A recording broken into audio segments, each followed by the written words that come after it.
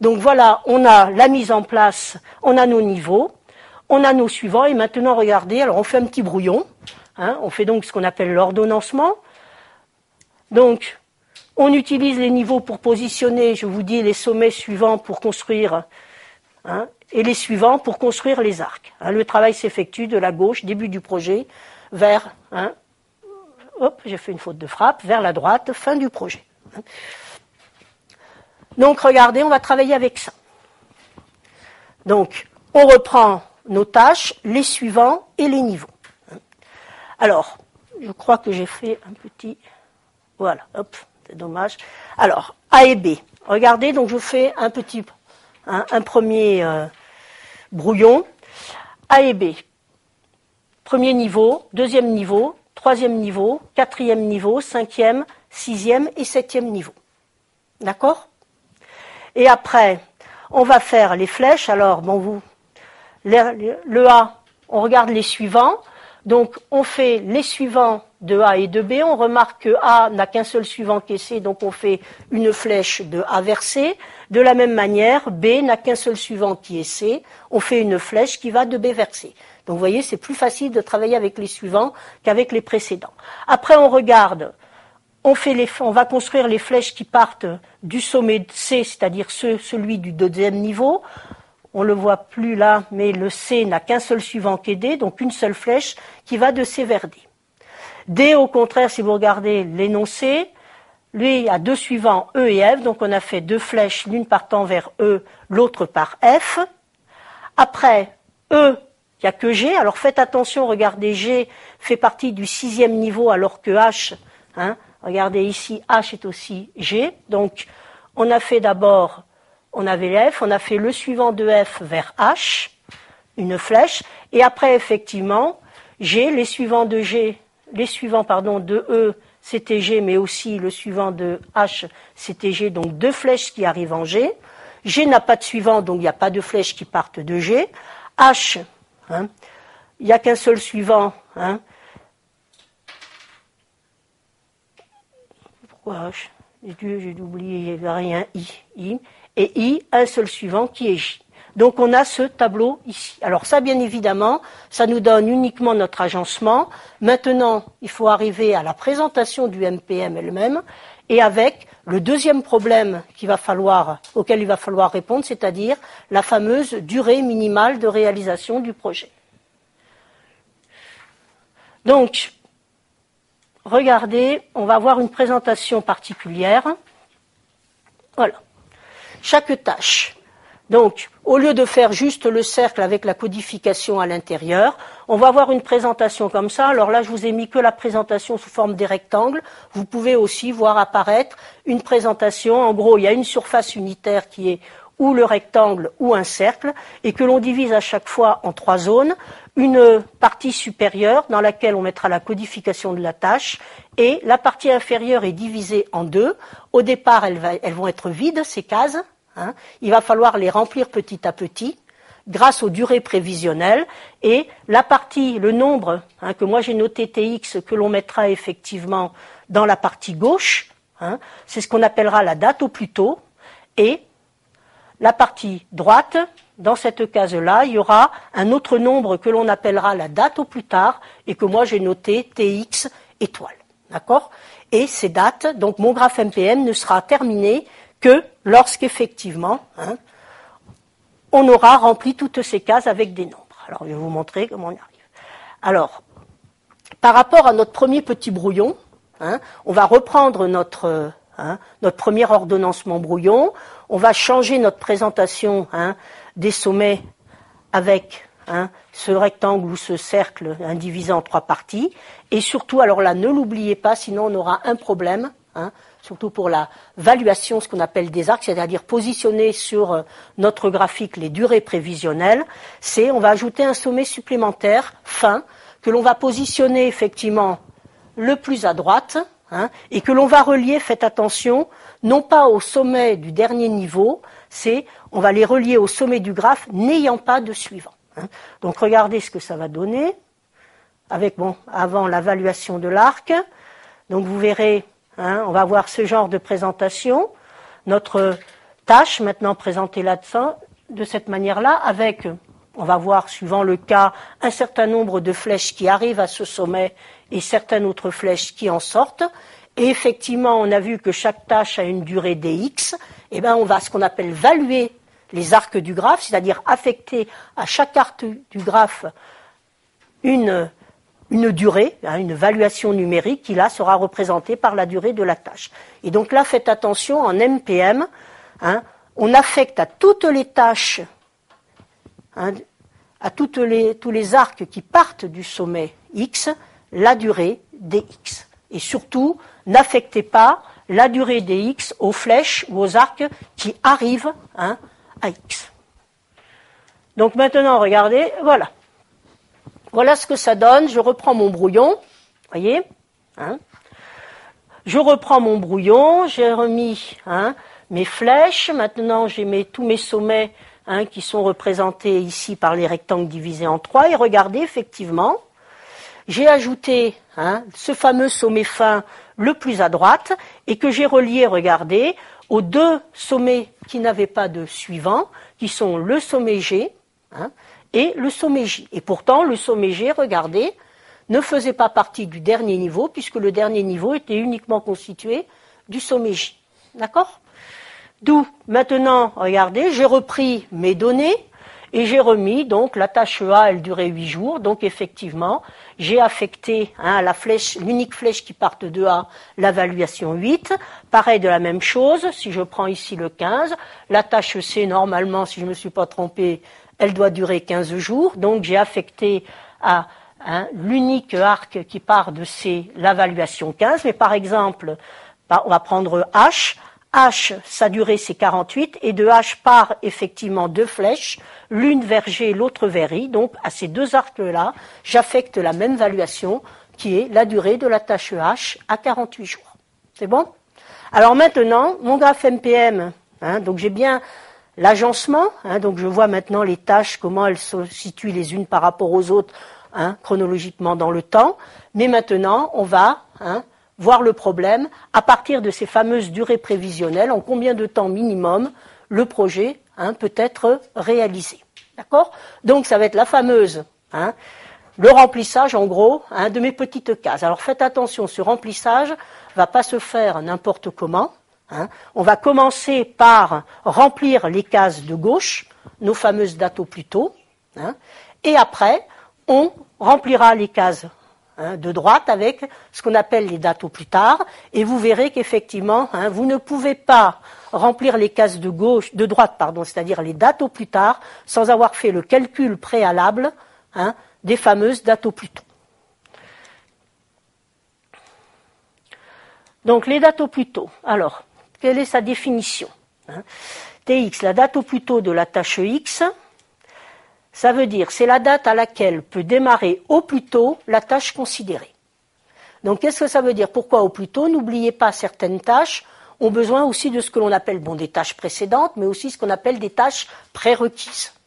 Et donc il faut attendre que certaines tâches soient terminées, et ces tâches qui doivent être terminées avant que telle autre tâche démarre, et bien chacune elles ont des durées. Donc il va falloir tenir compte des durées des tâches prérequises pour déterminer la date au plus tôt de démarrage de la tâche considérée. Alors, je vous ai mis ici une formule, on va l'expliquer directement.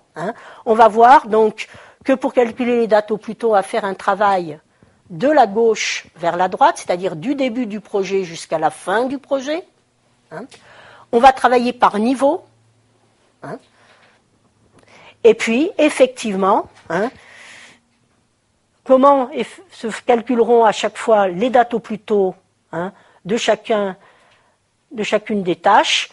On regardera pour chacune des tâches X ses précédents, et pour chacun des précédents, on aura déjà, puisqu'on aura fait ça, un calcul de la gauche vers la droite par niveau, on aura déjà les dates au plus tôt des précédents, et on ajoutera la durée de la tâche considérée.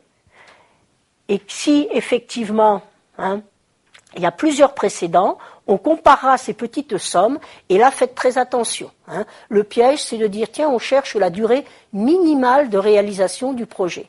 Et de penser, je vais prendre le minimum. Non, il faudra prendre le maximum. Je vais vous l'expliquer sur le schéma tout à l'heure. C'est tout simplement, si une tâche a plusieurs précédents, il faut attendre que les tâches les plus longues soient terminées. Donc c'est pour ça qu'il faudra prendre non pas le minimum, mais le maximum. Donc regardez ce que ça donne. Voilà, donc on va expliquer. Donc je commence par les deux tâches par niveau. Donc je vais d'abord calculer les dates au plus tôt des tâches du niveau 1, suivies et des tâches du niveau 2, etc. Donc pour le A et le B, puisque c'est les tâches qui me permettent de démarrer le projet, qu'elles n'ont pas de tâches prérequises, et bien tout simplement on va leur affecter l'origine comme date de démarrage. Sachant qu'après, vous, ce 0, peut-être que ça correspondra pour vous au 6 mai, date de démarrage réel du projet, etc. Mais nous, on va donner origine. Donc on démarre à 0. Après, regardez, tout de suite on va avoir l'idée du maximum. Regardez pour C. Donc je me pose la question, à quelle date peut démarrer au plus tôt la tâche C? D'après les flèches, qu'est-ce que ça veut dire? Pour que C puisse démarrer, A doit être terminé ainsi que B. Or, A peut démarrer au plus tôt à la date 0. Elle dure 8 jours. Donc qu'est-ce que ça veut dire? Qu'elle va terminer au plus tôt à quoi? 0 plus 8, vous voyez, apparaît de la petite somme, 0 plus 8 à la date 8. D'accord? Donc elle termine à la date 8 au plus tôt. Mais faites attention, pour que C puisse démarrer, il faut aussi que la tâche B soit terminée. Donc la tâche B, elle peut démarrer à la date 0, elle dure 5 jours, donc elle va terminer au plus tôt à la date 5. Et donc maintenant, on a vu A termine au plus tôt à la date 8, B termine au plus tôt à la date 5, puisque C a besoin de la réalisation des deux tâches, il faut bien évidemment attendre, ce que je vous disais tout à l'heure, que la tâche la plus longue soit terminée. Donc on va prendre effectivement 8. Et donc regardez, c'est exactement cette formule-là. Alors maintenant, c'est ce qu'on va faire. J'ai dit C, j'ai regardé ces deux précédents grâce à mes flèches. J'ai pris pour A la date au plus tôt 0 plus 8, pour B 0 plus 5. J'ai comparé les deux valeurs des sommes obtenues, 8 et 5, j'ai pris la plus grande, donc ça donne 8. Et maintenant, je continue, je passe à D.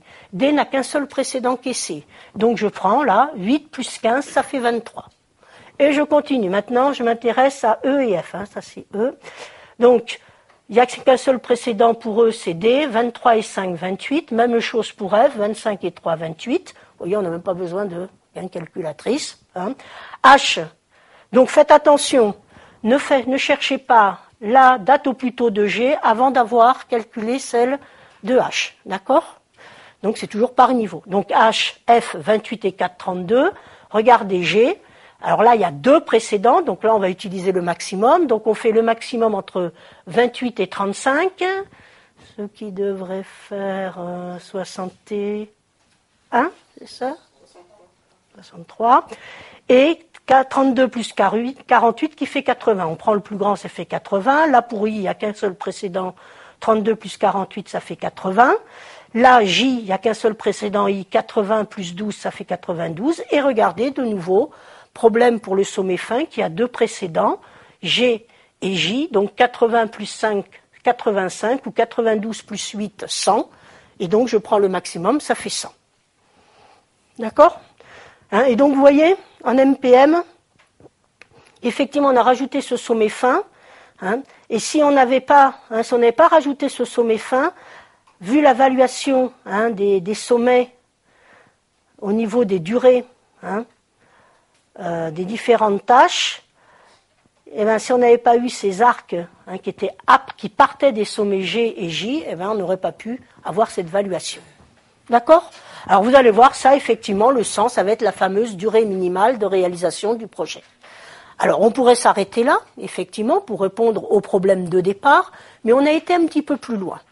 Et on va s'intéresser, effectivement, on a rajouté des éléments dans ce graphe, on les retrouvera aussi en perte, c'est ce qu'on appelle les fameuses dates au plus tard. Alors, faites bien attention, on a des abréviations. Donc, abréviation, donc ma notation TX étoile, date au plus tard associée à la tâche X. Alors, faites attention, si je me limite à ça, ça veut dire date à laquelle au plus tard pourrait démarrer la tâche X. Si je ne mets pas de contrainte, je peux vous répondre bêtement, je peux démarrer au plus tard cette tâche dans 10 000 ans. Donc, obligatoirement, là, c'est un truc abrégé. Et vous allez comprendre pourquoi vous ne pouvez calculer les dates au plus tard qu'après avoir fait un calcul préalable des dates au plus tôt. C'est parce que voilà la véritable définition des dates au plus tard. C'est date à laquelle doit impérativement démarrer au plus tard la tâche X, regardez, afin de ne pas modifier la durée minimale de réalisation du projet. D'accord ? Donc vous voyez bien que la définition de la date au plus tard est liée à quoi ? À la durée minimale de réalisation du projet. Donc il faut connaître cette durée minimale de réalisation du projet, donc il faut avoir effectivement calculé au préalable les dates au plus tôt. D'accord ? D'où, voilà, on va l'expliquer pareil sur le petit schéma. Donc là, vous allez voir, en gros, on fait tout l'inverse, au niveau méthodologie pratique de calcul de ces dates au plus tard. On va faire exactement l'inverse de ce que l'on a fait pour le calcul des dates au plus tôt. Donc je vous rappelle, date au plus tôt, on a fait quoi ? Un travail de la gauche vers la droite, début du projet vers fin du projet par niveau. J'ai travaillé sur les précédents, j'ai fait des sommes, et s'il y avait plusieurs sommes, j'ai pris la plus grande. Là, vous allez voir, on va l'expliquer aussi, mais voilà la formule. Là, on fait tout l'inverse, c'est-à-dire au lieu de faire un travail du début du projet à la fin du projet. On va repartir de la fin du projet puisque, effectivement, il ne faut pas modifier la durée minimale de réalisation du projet. On va repartir de la fin et on va revenir toujours pareil, par niveau, mais petit à petit jusqu'au début du projet. Au lieu de travailler sur les précédents, on va travailler sur les suivants. Au lieu de faire des sommes, on va faire des différences. Et s'il y a plusieurs suivants, donc plusieurs différences, on les comparera et là, au lieu de prendre la valeur la plus grande, on prendra la valeur la plus petite. On va voir, ça c'est la formule, voilà. Alors bon, je vous ai tout mis, mais voilà. Donc on est là. Donc n'oubliez pas, en gros, regardez, si j'interprète, bon, on va voir comment on l'a calculé, le 60, mais si j'interprète effectivement ce 60, qu'est-ce que ça veut dire ? La tâche E doit impérativement démarrer au plus tard 60 jours après le début de réalisation du projet, si l'on souhaite quoi ? Si l'on souhaite que mon projet puisse se réaliser en 100 jours. Donc là, normalement, mon 100 représentait, voilà, mon projet peut se réaliser au plus tôt en 100 jours. Quand je fais ma définition des dates au plus tard, je dis je veux absolument ne pas modifier cette durée minimale de réalisation. Donc je veux que mon projet se réalise exactement en 100 jours. Donc ça veut dire que la fin de réalisation du projet au plus tard doit être à 100. Donc regardez, on repart de ce 100-là. Et maintenant, regardez, pourquoi des petites différences ? Je cherche ce 95, là je vous ai mis le résultat. Donc je regarde, G, c'est le précédent de fin. Donc pour qu'effectivement je cherche la date à laquelle doit impérativement démarrer au plus tard la tâche G, si je veux que le projet se réalise en 100 jours. Donc, vu que G est une des dernières tâches qui permet la réalisation de mon projet, regardez, je vais dire, pour déterminer cette fameuse date au plus tard associée à G, il faut que la tâche G termine au plus tard à la date 100. D'accord ? Donc c'est ça, du suivant. Mais, comme elle dure combien ? Elle dure 5 jours. Si elle doit terminer au plus tard à la date 100, durant 5 jours, elle doit démarrer au plus tard 100 moins 5, donc à la date 95. Vous voyez ? C'est ma petite différence là. Et regardez, là, il n'y a pas d'erreur de frappe. T étoile Y, c'est bien la date au plus tard, le 100 ici du sommet fin, suivant de G. D'accord ? Et on a fait 100 moins 5, et le 5 là, regardez, c'est bien la durée de la tâche G, donc la durée de la tâche X. D'accord ? Alors regardez, on reprend maintenant par niveau. J, le seul suivant, c'est fin. Je fais date au plus tard de fin, 100 moins 8, ça fait 92. Après, I, regardez, je ne peux pas encore faire H, il me faut la date au plus tard de I. Le seul suivant, c'est J. Je fais sa date au plus tard, 92 moins 12. Ça fait le 80. Et là, regardez pour H. H, il a 2 suivants. Donc là, je vais faire pour les 2 suivants, pour G, 95 moins 48, d'une part. Mais il y a aussi l'autre suivant qui est I. Donc je vais faire le 80 moins le 48. Ça va me donner le 32. Et là, je prends la plus petite des deux, puisque c'est la plus contraignante. D'accord? D'où 32 et on continue de la même manière. Donc F n'a qu'un seul suivant qui est H, 32 moins 4, ça va faire 28. E n'a qu'un suivant qui est G, je prends, alors faites attention, c'est pas ce 80, je prends le 95. 95 moins 35, normalement, si je ne me suis pas trompé, c'est 60. Après D, faites attention, D, qu'est-ce que vous remarquez? Il a deux suivants, E et F. Donc je vais faire 60 moins 5, c'est-à-dire 55 d'une part, et après 28 moins 5, 23 d'une part, et qu'est-ce qu'on a dit qu'on prenait? La valeur la plus petite, donc ça fait bien 28 moins 5, 23. Après, je reviens en arrière. Pour C, il n'y a qu'un seul suivant D. Je fais 23 moins 15, ça fait 8. Après, A n'a qu'un seul suivant C, donc 8 moins 8, ça fait 0. Et là, B, pareil, n'a qu'un seul suivant C, 8 moins 5, ça me fait 3. D'accord? Et voilà. Donc là, mon graphe MPM, normalement, il est terminé. D'accord? Alors, regardez maintenant, à partir de là, on peut avoir un certain nombre de renseignements sur les dates à laquelle, si effectivement mes durées prévisionnelles sont bonnes, considérées comme bonnes, je vais pouvoir, si c'est moi qui est la personne qui s'occupe de la logistique, de la mise en place du projet, je vais pouvoir dire à tous les intervenants à quelle date effectivement ils pourront démarrer la tâche sur laquelle ils doivent travailler. Je pourrais dire, disons, en gros, aux clients, ben voilà, si c'est par exemple la construction d'une maison, ben votre maison sera terminée à telle date, etc. D'où on va avoir, tout à l'heure, je vais vous refaire une interprétation concrète de ces nombres-là, des dates au plus tôt et des dates au plus tard. Mais avant, donc, dernier élément, qui est très important, c'est la notion de tâche critique et de tâche non critique et puis de chemin critique. Alors, je vais quand même faire déjà une petite interprétation sur le E. Par exemple, qu'est-ce que ça veut dire? Le 28, comment je l'interprète? Vu les tâches prérequises, la tâche E ne pourra démarrer au plus tôt que 28 jours après le début du projet. Elle ne peut pas démarrer avant, il faut attendre que les tâches A, B, C et D soient terminées.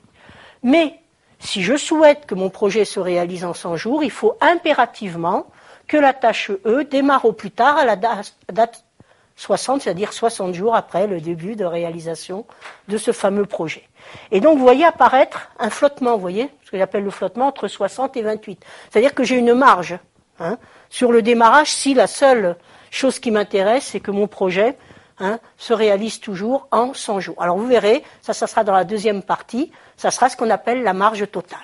Alors tout ça pour dire, regardez maintenant, si je prends par exemple la tâche F, si je fais l'interprétation pareille de ces deux nombres, 28, qu'est-ce que je vais dire ici? Le 28 ici, date au plus tôt de F, ça veut dire, vu les tâches prérequises, la tâche F ne peut démarrer au plus tôt que 28 jours après le début de réalisation du projet. Vous voyez, un date au plus tôt, c'est abrégé, mais si on explique bien, faut faire des longues phrases. Mais il faut impérativement que la tâche F démarre au plus tard à cette même date, c'est-à-dire 28 jours après le début de réalisation du projet, si l'on souhaite ne pas modifier la durée minimale de réalisation du projet, c'est-à-dire que mon projet se réalise en 100 jours. Et donc là, qu'est-ce que vous remarquez? Que ce flottement, il n'existe plus. Si je ne veux pas toucher à la durée minimale de réalisation du projet, et là, j'ai aucun retard possible sur le démarrage initialement prévu de mes tâches. Donc ces fameuses tâches sur lesquelles effectivement on remarque que les dates au plus tôt sont égales aux dates au plus tard, et on les appelle les fameuses tâches critiques. Et à ce moment-là, regardez, obligatoirement, si vous n'y arrivez pas, c'est que vous êtes planté quelque part, obligatoirement, on doit pouvoir, alors dans un graphe, on parle de chemin. On chemine dans un graphe orienté. C'est-à-dire tout simplement, les chemins possibles, on va passer de sommet en sommet, mais en suivant les flèches orientées. C'est-à-dire que je peux aller, par exemple, de A vers D, mais par exemple, je ne peux pas aller directement de B vers F. Il n'y a pas un chemin direct de B vers F. D'accord? D'où, on va parler de chemin critique. Et le chemin critique, obligatoirement, vous devez en trouver au moins un. Et c'est-à-dire qu'il faut que vous arriviez à partir d'un sommet du premier niveau pour relier le sommet fin en ne passant que par des tâches critiques. Si vous n'arrivez pas à constituer au moins un chemin critique, c'est que vous êtes planté dans vos calculs, ou alors dans l'ordonnancement, ou dans le calcul de vos dates au plus tôt, ou dans le calcul des dates au plus tard. D'accord? Mais faites attention, le chemin critique, il peut en avoir plusieurs dans un même graphe. Donc il n'y a pas unicité du chemin critique, mais il faut absolument pouvoir en définir au moins un. Donc ça, je pense que, voilà, ce que je viens de vous dire, vous les avez ici. Voilà.